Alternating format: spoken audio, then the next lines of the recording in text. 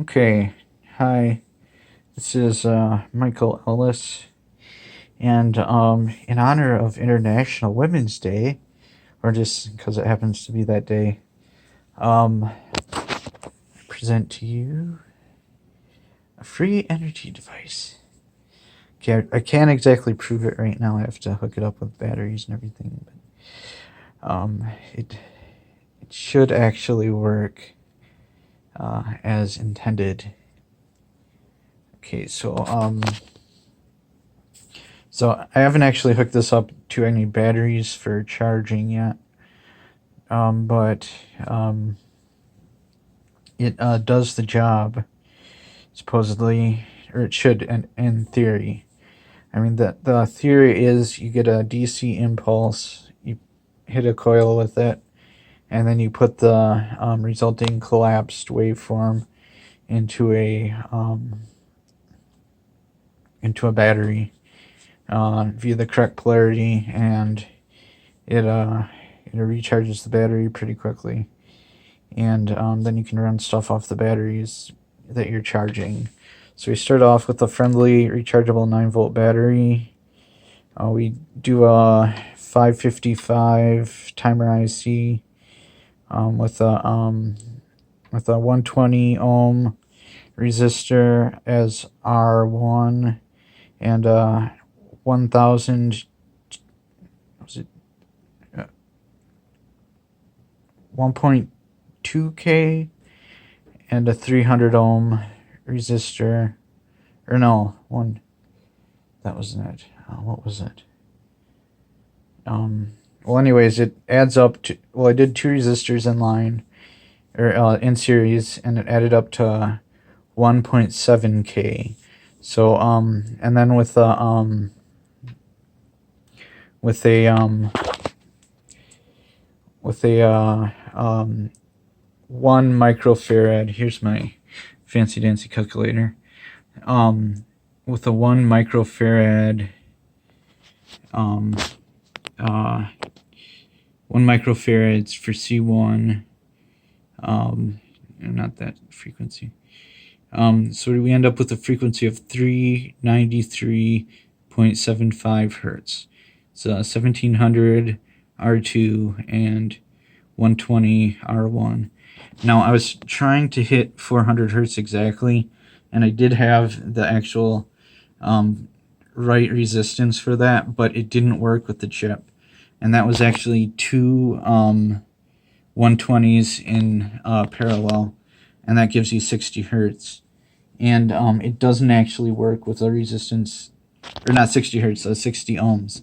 And it doesn't work with that low of resistance in R1 because, and I found out, it's because these are 5K resistances inside the IC that are using for the voltage divider. So it doesn't actually work that well with the resistors inside the IC. And I was racking my brain trying to figure out what the heck is wrong with it. So I actually went back to the basics and looked at actually how the actual IC worked itself, and figured out that that was the problem with it. So R1 has to be significant in at least over 100 ohms for the 5K resistors to actually balance out and recognize it as a or for what it is, as a significant voltage.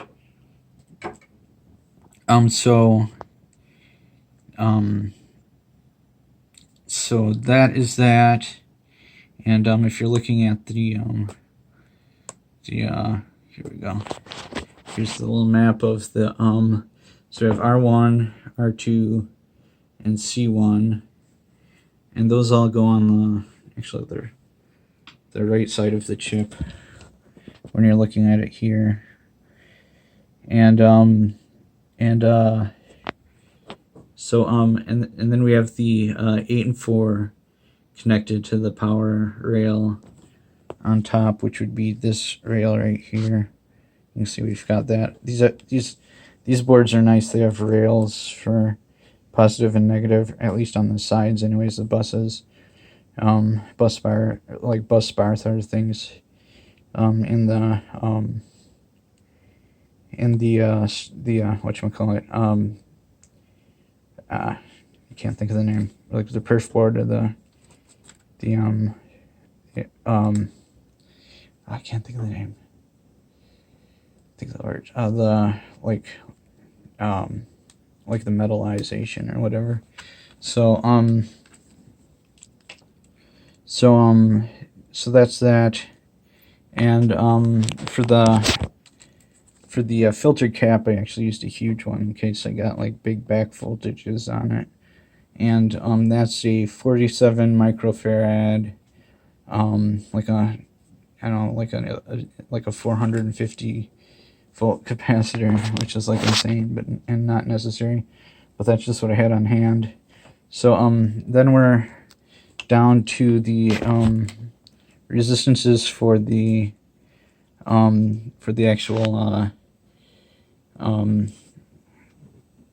actual like attachments.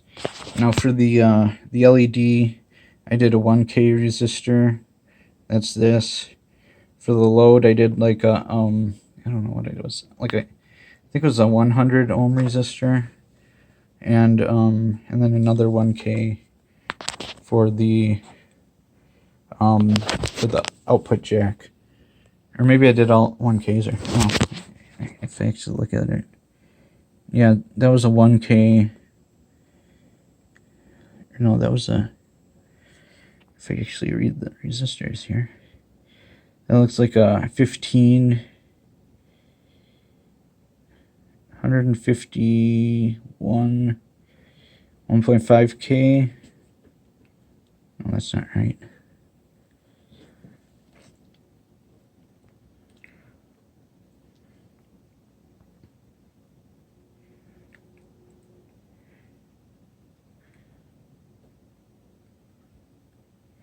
$1,500.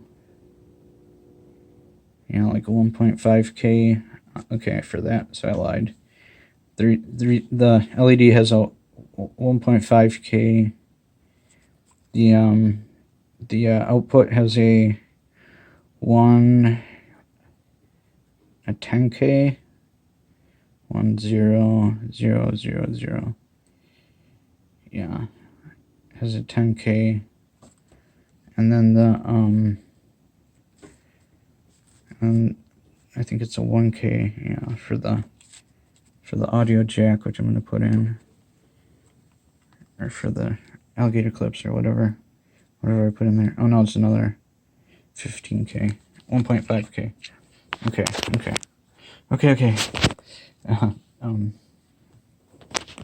So then on the output we have a diode, so like a rectifying diode, so we don't have any backflow. And I'd actually recommend putting a rectifying diode on the battery thing, so if you get it hooked up backwards or something, because I often accidentally go to hook it up backwards, so it doesn't fry your IC chip.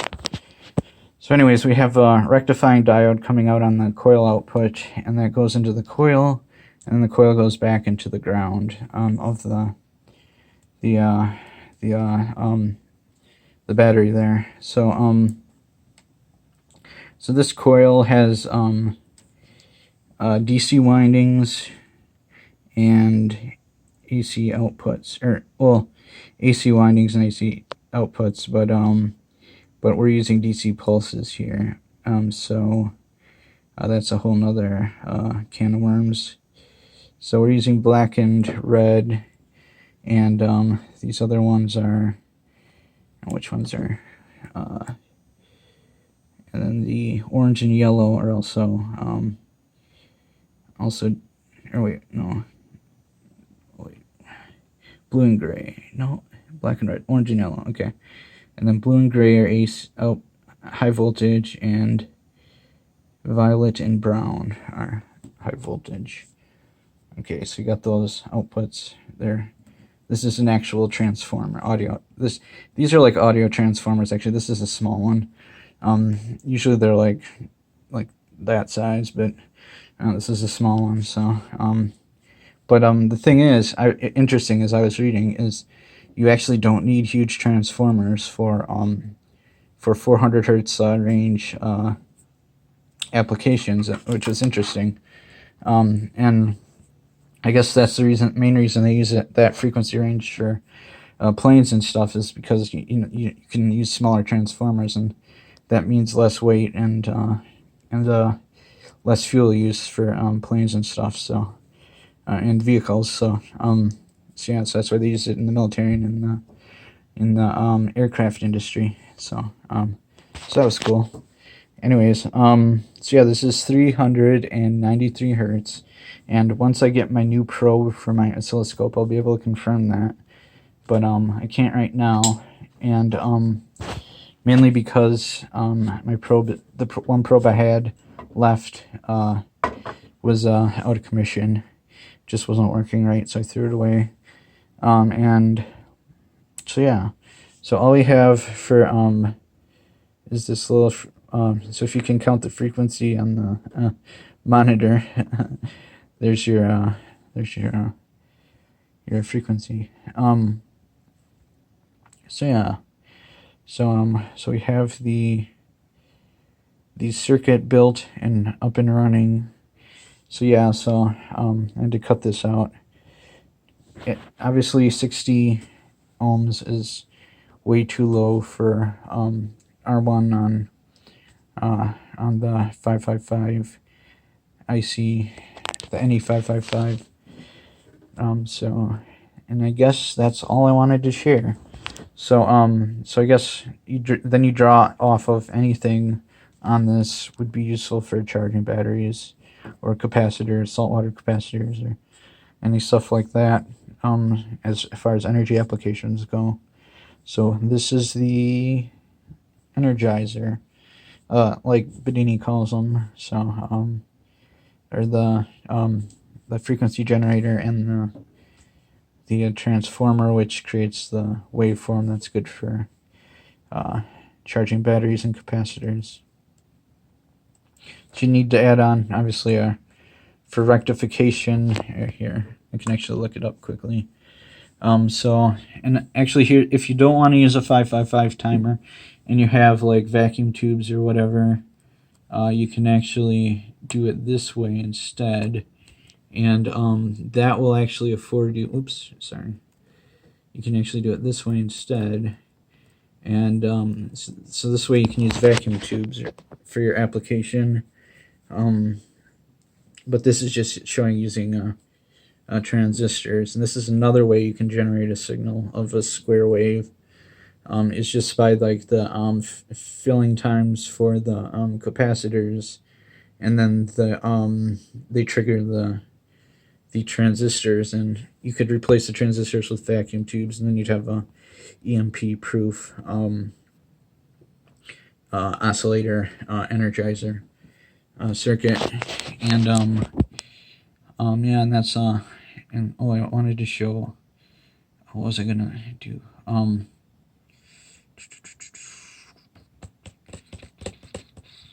Fredbuster. Okay, so let me pull up the Fredbuster manual.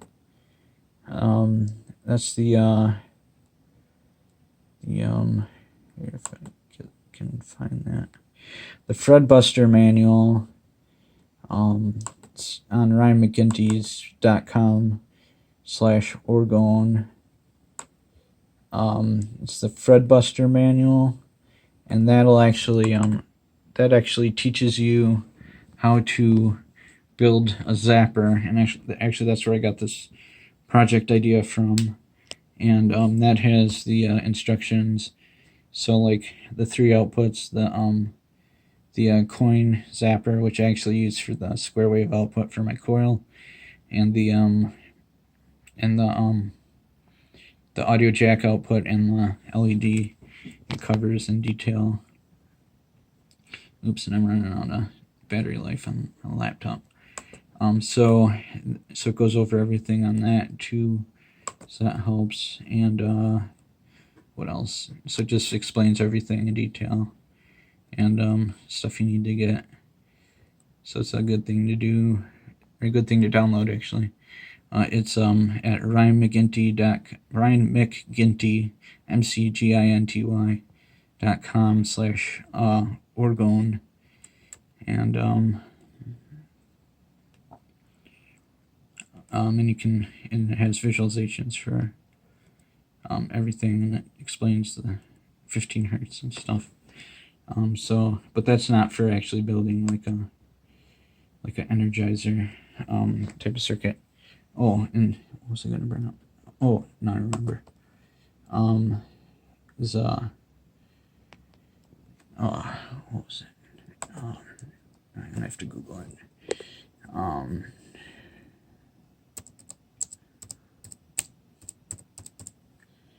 was gonna bring up if you look up a DC charger circuit, if you type in DC charger circuit into Google, it'll come up with something like this, and this is exactly what I wanted to show you. Now, now if you have the input to our coil like this, you can take the output of the coil, which is like the high voltages outputs of this. You can rectify them with a with like a bridge rectifier. Put them through a capacitor, resistor filter, and you can even put a coil on the, or a choke on there to even out the current, and put it into a battery like such, and you would have a battery. You'd have a simple battery charger controller circuit,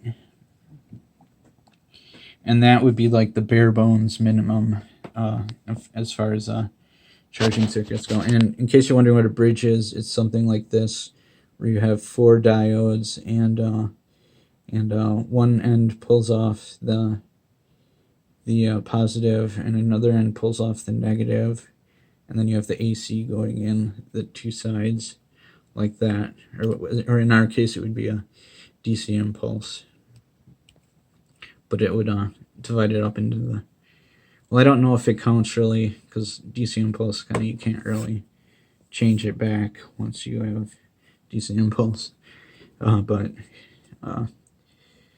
it, I don't know, it works, whatever. So okay, so that was all. So thanks for watching.